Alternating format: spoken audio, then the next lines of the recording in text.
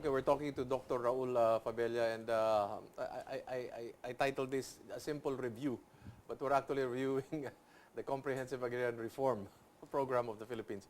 Yes, you're talking about an agreement based on an official paper of DAR? Yes. Which is against the law. Which is against the law, but has not been tested because it is to everyone's advantage to have this document, this contract. In short, the beneficiary can have it leased to anyone now. To any Juan de la Cruz. The DAR has a form which says you can do it. And that means any Juan de la Cruz, any Tom, Dick, and Harry. Sure.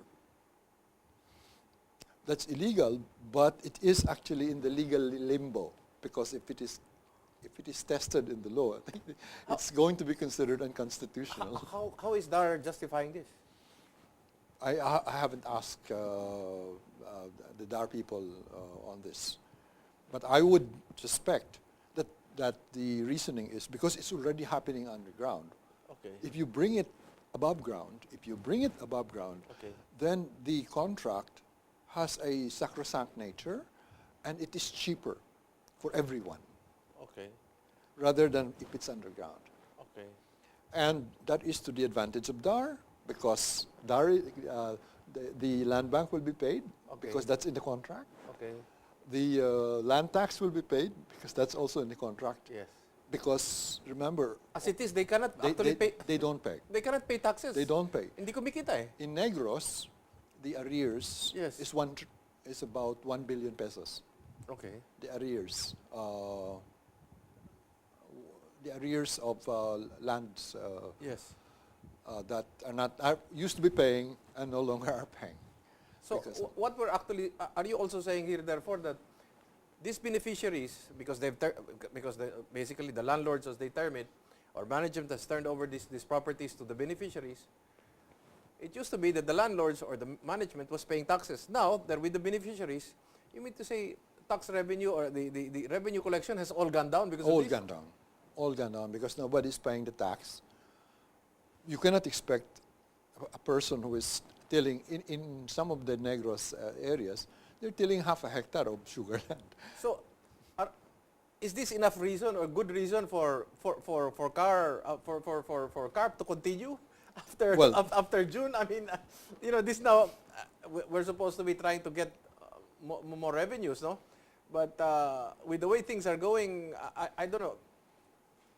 How much revenue is lost in all this? Huge. Very huge. Huge. In terms of foregone land taxes.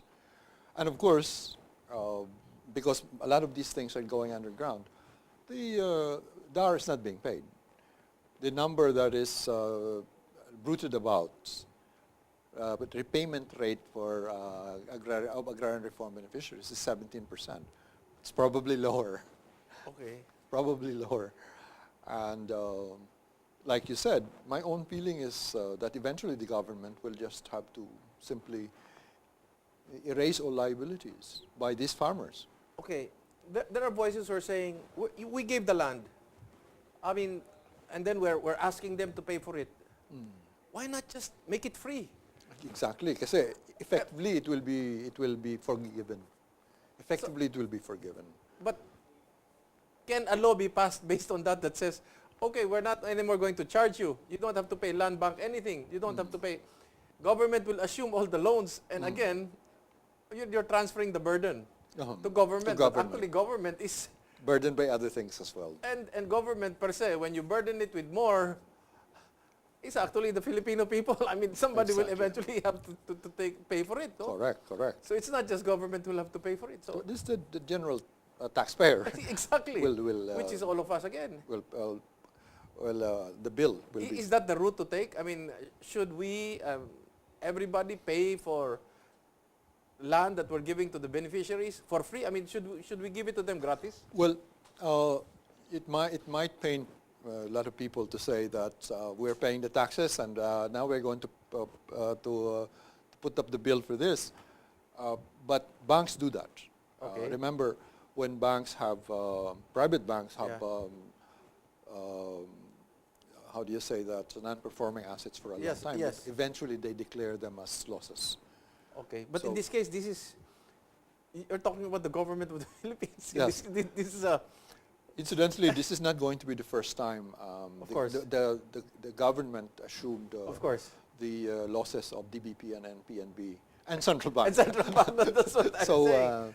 so there's a precedent for doing that. But the fact of the matter is, But it will not solve the solution. It will It not will solve not. the problem It will not. if you still give the land to the it will not beneficiaries. solve. It will not solve. Because next to that will be, thank you for the land. Now please give us capital. Exactly. That's the next step. Exactly.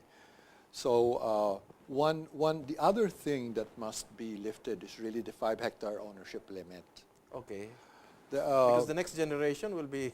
yeah, we must, as a nation now, accept the fact that consolidation will happen. Whether we like it or Whether not. we like it or not, it's going to happen. It's happening already underground, Okay. and it's better to bring things above ground, Okay. where things can be regulated, where things can be. Kasi ang problema sa underground.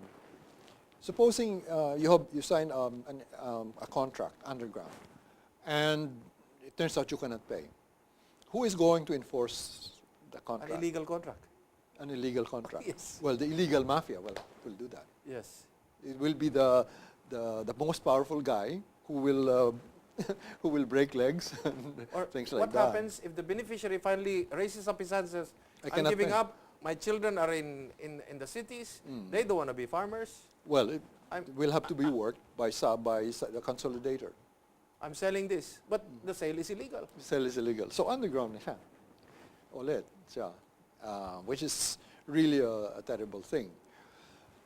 My advocacy is very simple, actually. Okay. My advocacy is let the market into the agricultural sector. Allow the market to operate. Let the market determine how much land size will be cultivated by a farmer. If he is efficient and he can cultivate 50 hectares productively, please allow him to cultivate 50 hectares. Okay. But let that be dictated by the market. Let's not allow it to be dictated by the government. Okay. Okay. Now I'll give you a little story, which is Okay. Okay. where Okay.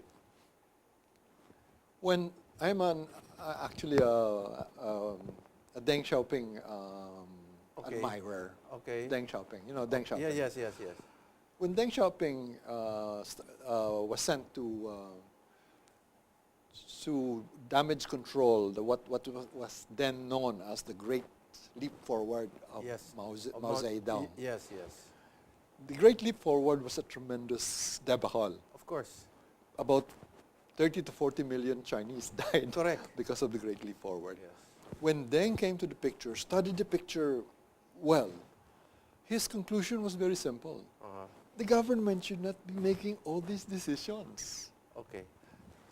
It should be the farmers making the decision about what is the cultivation technology. Kasi at that time, ang cultivation technology of China was imported. It's called the Lysenko method. Okay. The state said you should use the Lysenko method because this came from Russia. Okay. It was a disaster because you cannot just transfer technology Yes. without making corrections. Yes. So what Deng Xiaoping's conclusion was very simple. The government should not be making all these decisions. Okay. Let the farmers do these decisions and let these decisions be done according to the market. Which means allow the farmers to decide whether they want to be even beneficiaries or not. Correct. Uh-huh. Correct. Because Exactly. some don't want to be beneficiaries for that matter. Correct.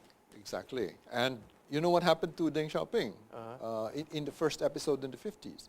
He was very successful, so successful that he was considered the enemy of the socialist order. Yes. He correct. was exiled. Correct. Okay. When in 76 he returned after the death of Mao Zedong. Yes. He did exactly the same, and that's what we now know as the community responsibility system, Okay. household responsibility system. Extremely successful, which made the next step. The next step was introducing the market to the other sectors of the economy. Yes. Easy, because it succeeded in the farms. Uh-huh. So ganun ang ano ko na, let the market in. Yes. Let the determination of many of these decisions be done by the farmers. Two quick questions, Doctor. No? In other countries, why was land reform more successful? Because there was a term to be followed, 3 years, 4 years, 5 years after that, that's it. Number two, because it was only focused on certain crops. Is that, can you kindly explain that? Well, to us? our templates for land reform really, when we started, even before the Comprehensive Agrarian Reform Program, with the Makapagal Land Reform Program 64, our templates were Japan Yes. and South Korea. Okay.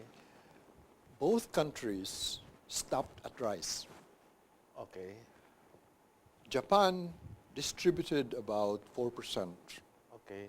of its agrarian, of its arable land. Yes. Korea distributed about 14% of its arable Okay. land. The Philippines to date Yes. has already distributed 16%. Okay. We've done better. Okay. The problem, the difference is their land reform program was Focused. time Time-bound. time bound. Yes. In Japan, it was done, by the way, by MacArthur, Okay, Douglas the MacArthur. Supreme Commander. Okay. And in 2 years' time, it was over. Okay. In Korea, in 3 years' time, it was over. How important that this agrarian reform program should observe a time limit? Well, That's crucial. It's very crucial simply because if the agrarian reform program has no time limit, then what is known as property rights on land becomes uncertain. Okay. So the longer it lasts, the more uncertain are the property rights. Okay.